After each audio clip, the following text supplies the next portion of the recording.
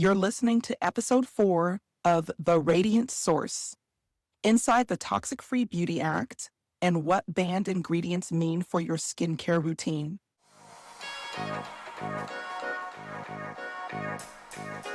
The Radiance Source, where beauty gets clinical.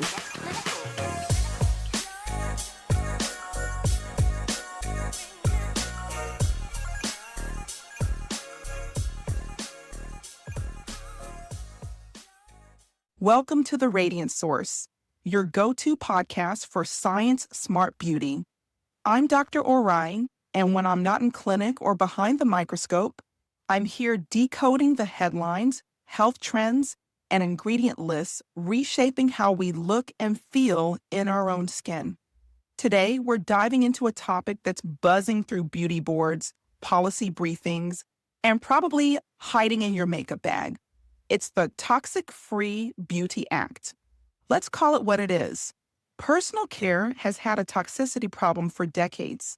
Many everyday products are laced with hormonal disruptors, formaldehyde releasers, and these perfluorochemicals, which are nicknamed forever chemicals for the way they hang around in the environment and our bodies and don't break down.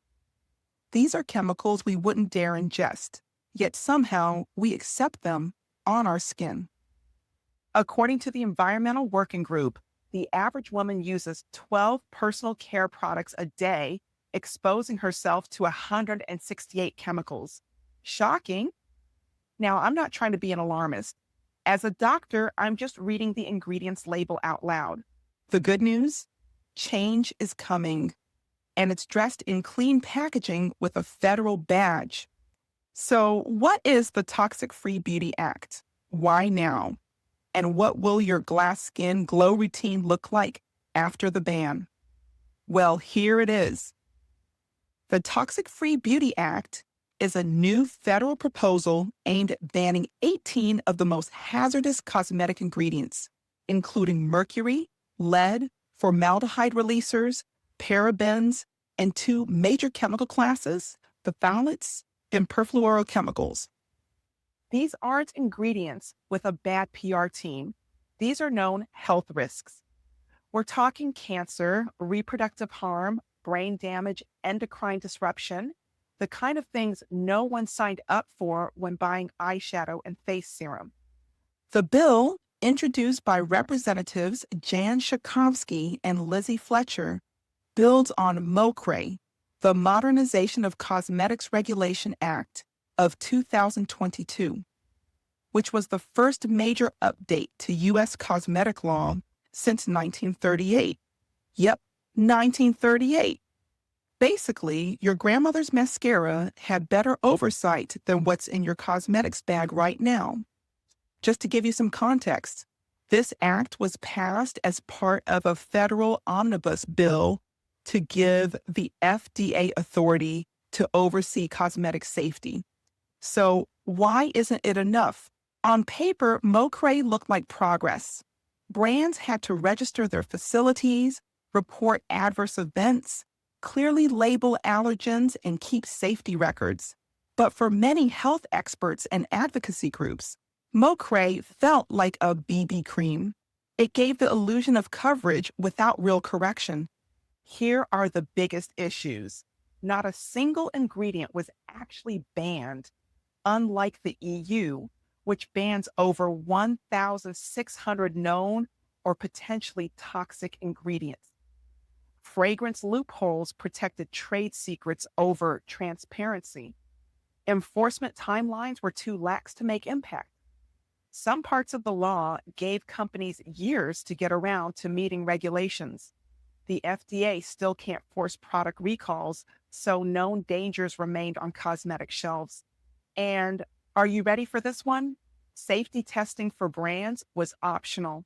So as beauty consumers, you were left with the homework of evaluating ingredient lists for safety. So MoCRA may have baked for years, but once we brushed off the banana powder, all we got was patchy coverage and zero real protection. That's why the Toxic-Free Beauty Act came in swinging its clean brush set. This legislation didn't tiptoe around industry politics. It dropped names. The act specifically proposed banning dozens of ingredients already prohibited in the EU, including formaldehyde, perfluorochemicals, phthalates, parabens, and mercury compounds. Yes, there's mercury in your beauty products in 2025. These aren't minor irritants. This is the who's who list of known carcinogens, neurotoxins, and hormone disruptors that have no business near your lips, eyelids, or bloodstream. In addition to giving MoCRA the deep cleanse it clearly needed, the Toxic Free Beauty Act aimed to bring the US a little closer to EU standards and finally stop the ingredient roulette happening across state lines. Because let's be honest, why should clean beauty depend on your zip code? In states like Washington, Maryland, and California, dozens of ingredients are banned from shelves, while in other states, those same products slide through unfiltered. That's not just inconsistent, it's environmental injustice dressed up in pretty packaging. So, what toxic ingredients are finally going to fall off our cosmetic and personal care labels? According to information from advocacy and legislative sources, the specific chemicals targeted by the act include mercury, lead, asbestos, toluene, parabens, cyclotetrasilane, lilial or butylphenyl methylpropional, triclosan, triclocarban, acetaldehyde, vinyl acetate, 1,4-diazane, formaldehyde-releasing preservatives, and phthalates. I hear some of you jumping for joy and others asking, that's it? But EU bans 1,600 ingredients. The EU's ingredient restrictions remains broader than what we're seeing in the US because they take a public health first stance and apply a precautionary approach to regulation. The EU bans ingredients on the suspicion that there's credible risk to human health. In the US, our regulatory bodies work on absolute scientific proof before pulling ingredients. Remember episode 1 of the Radiance Source, where I covered the red dye number 3 ban, which happened in lipstick 30 years ago? But the restriction of this synthetic additive in our food and medicine only received regulation in early 2025. The same story applies here. Sufficient proof is now available for us to act. And that's why we're seeing what feels to us as an abridged list of banned ingredients when compared to EU's list. You're probably wondering, what does this mean for beauty brands and your beloved products? The end game here is clear. A pivot to safer, science-backed ingredients that deliver the same performance minus the hormone disruption or cancer risk. But let's not pretend this is as simple as a one-to-one ingredient swap. While many clean alternatives do exist, each one must be rigorously evaluated for allergen potential, chemical stability, and cosmetic compatibility. Translation? Reformulating isn't plug and play. It can shift everything from cost and shelf life to how a product smells, feels, or looks. Those subtle sensory cues that make or break a customer's loyalty. Take the case of preservatives. When Phoenixy ethanol came under consumer scrutiny, brands quickly began seeking replacements. But clean substitutes like ethyl hexylglycerin and sodium benzoate required full formula recalibration to maintain microbial stability. According to a 2021 cosmetics and toiletries industry report, several natural skincare brands experienced 15 to 20% increases in spoilage rates and a noticeable spike in consumer complaints post-reformulation. One indie brand even reported a 17% rise in returns due to unexpected changes in scent and texture. Another example, the fragrance industry has tried to step away from synthetic fragrance stabilizers before. When phthalates like diethyl phthalates faced regulatory heat, some companies swapped in natural fragrance blends. The result? A luxury body lotion brand saw a drop in fragrance longevity, which led to lower customer satisfaction scores and, ironically, more consumers over-applying product to compensate. You can follow the rest of the aftermath in the Global Cosmetics Industry 2022 report, The Fragrance Fallout. As you can see now, this is going to be easier said than done. But there's still tremendous upside. These stricter safety regulations are pushing brands back to the lab where they're blending science with optimism to develop fresh actives that play nice with regulations and don't compromise on performance, traceability, or shelf appeal. So while we cheer for cleaner labels, it's worth knowing that your fave lipstick may smell different, look slightly different, or come with a new price tag, but your thyroid will thank you millions. Let's talk about the clean swaps ahead for us. As regulations tighten, there's a new lineup of go-to ingredients for beauty and personal care formulation. Here's a look at some of the key trade-outs, really trade-ups, happening in labs. Preservatives.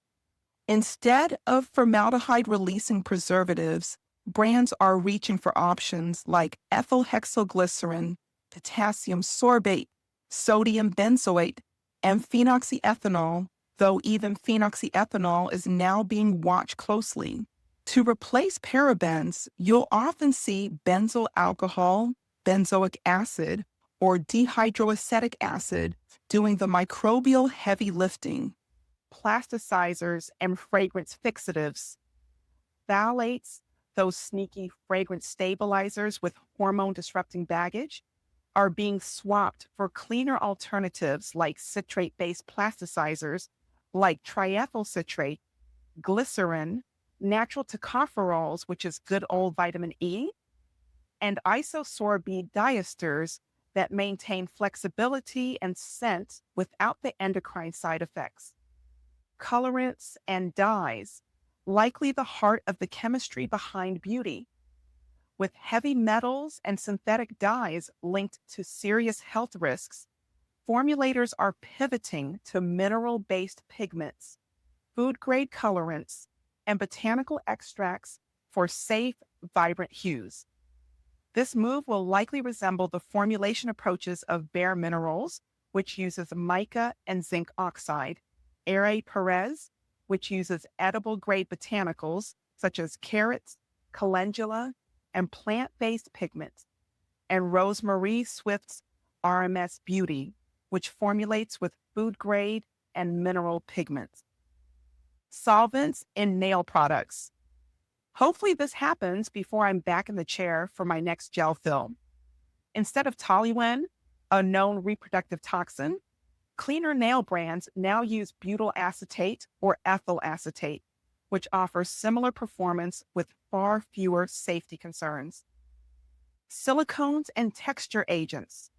To replace cyclotetrasilixane and other volatile silicones, formulators are using plant-based emollients like squalane from olives or sugarcane, coconut alkanes, and sunflower seed oil to deliver that silky smooth glide without the bioaccumulation red flags. Overall, this act is a signal that clean isn't just a vibe anymore. It's becoming the law. But your smartest move? Stay label literate. Ask questions. Choose products that protect your glow and your glands, because beauty should never come with a health warning in fine print. Now let's talk radiance. How are you adjusting your beauty routine now that major ingredients are getting banned? Slide into our DMs or tag us using hashtag the Radiance Source. We're reading labels and watching reformulations right alongside you. If today's episode made you smarter about your skin, your health, or your shopping cart, share it with a friend, leave a review, or hit that subscribe button. For more science-backed ways to elevate your beauty IQ, head to theradiancesource.com, where beauty meets clinical brilliance. Until next time, keep your skincare smart, your wellness thoughtful, and your standards, as always, elevated.